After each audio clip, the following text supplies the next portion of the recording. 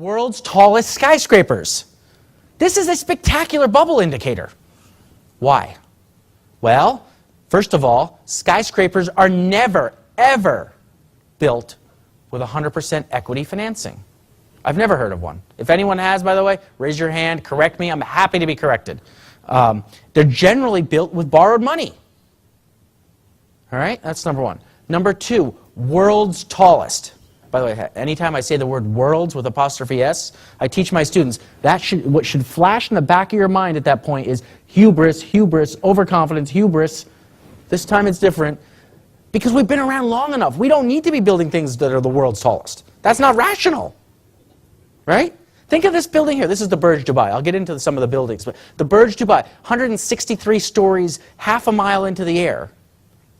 That's not rational, right? That's not rational because it takes, I've heard rumors, it takes up to 40 minutes to go from the top floor through several elevator banks and out through a mall to get to the surface of the earth. What do you think the view is like up there? It's a desert. It's a desert with ocean after it. The view on the 163rd floor, probably the same as the view on the 50th floor.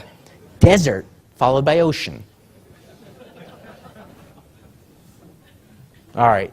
Skyscrapers are also rarely, if ever, built by their intended tenants. So they're speculative by nature. It's usually a developer who steps into the scene and says, I'm going to build this, and I will therefore go and try to attract tenants. It's rarely someone like Exxon or Royal Dutch Shell, some large company saying, I'm going to build A, the world's tallest tower, B, I'm going to borrow a lot of money to do it, and then C, I'm going to occupy it with all of my staff. Usually it's a developer. It's a build it and they will come phenomenon. Well, so does this indicator work, right? This is the great part about teaching at a place like Yale. None of my students believe anything I say. They all think they know better. They all want to sort of challenge me on everything. And so fine, that's good. It makes me better at what I do. And so they say, well, that's great, Professor Mansharamani, that's wonderful. But does it work? I said, well, yeah, let's go back and look through history. We can start in 1907 with the MetLife building, and there's some others, but let's start in 1929. In New York, 3 towers competed for the world's tallest tower status. You had 40 Wall Street go up, and then shortly thereafter, the Chrysler building went up and erected a spire slightly taller because they wanted to be the world's tallest tower, followed by the Empire State Building, and then we got the Great Depression. 1973 and 74, we had the Sears Tower, or Willis Tower, or whatever it's called, go up, and then the World Trade Centers down in New York. You had a decade of stagflation that followed that. 1997, the world's tallest tower in the world was, does anyone here know? The Petronas Towers, exactly. Malaysia, not quite ground zero, but quite close to ground zero of the Asian financial crisis. 1999, the world's tallest tower went up in the center of what would argue, at least in a hardware sense, was the tech boom, right? Taipei 101 started going up. Literally, Taiwan was the center of tech hardware. And so Taipei 101 at 1999. And in 2007, this tower went up, deemed the largest freestanding structure in the world in July of 2007, quite literally within weeks of global equity markets peaking, before it was finished. Now, I think that precision is probably not something we should seek. That was probably coincidental. But nonetheless, this is a good indicator. A little preview of where I'm going with this. 5 of the 10 largest towers in the world under construction today are in China. Turn to art markets. Everyone has access to Yahoo Finance. If you have an internet connection and a web browser, then you have enough access to get some of these data points. Again, don't get data, use data. Connect the dots between existing data. This is a mystery. I'm just trying to increase the probabilities we've seen something. All right, Sotheby's common stock price. Any of you, when you get back home, if you don't believe me, you think this chart's manipulated in some way, pull it up yourself. 1988, when it went public to the present. Stock is like a seismograph, has a handful of blips, right? The first blip happens to occur in October of 1989. When I go back and I read the news stories about what was happening then, it was world record art prices being paid by Japanese billionaires. Stock price came back down. April of 1999, the stock hits a new high. Comes back down. Here, it was TMT wealth driving art markets higher. Same thing happens in 2007. World record art prices being paid by the likes of Stevie Cohen, private equity billionaires, Russian oligarchs, etc. Comes back down. That was beneficiaries of easy money. And then most recently, the stock went up to, again, hit a new high in mid-50s. Chinese art buyers paying world record prices. Stock then, since this chart was made, I took this chart out of an Atlantic article that was written about how Sotheby's predicts the world economy. Since this chart was made, the stock has gone down to about 30, and then it's bounced back up towards 40 and maybe going higher. So something to think about there.